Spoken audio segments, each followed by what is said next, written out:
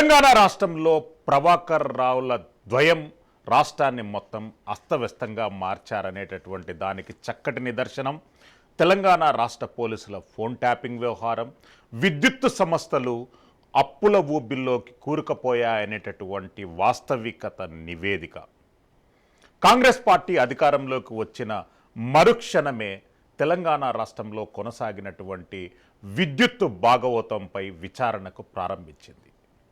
మొదటి సమావేశానికి సీఎండీ ప్రభాకర్ రావు రాకపోవడంపై పలు అనుమానాలు రేకెత్తాయి. రాష్ట్రంలో ప్రధానంగా ఉన్నటువంటి వ్యవసాయ, గృహ మరియు పారిశ్రామిక అవసరాలకు కొనుగోలు చేసినటువంటి విద్యుత్తు, ఇక్కడ తెలంగాణ రాష్ట్రంలో ఉత్పత్తి అవుతున్నటువంటి థర్మల్ విద్యుత్ కేంద్రాలలో ఉత్పత్తి అవుతున్నటువంటి విద్యుత్తుకు పొంతన లేకపోవడం అనేటటువంటిది నిపుణులను ఆశ్చర్యానికి గురిచేస్తుంది.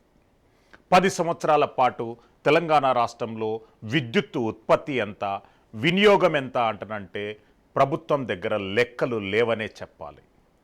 వచ్చే చివరికి 86,000 కోట్ల రూపాయల అప్పు ఆ రాష్ట్ర ప్రజలపైన ప్రభుత్వం చూపించేటటువంటి దాఖలాలు మనకెన్నో కనిపిస్తున్నాయి.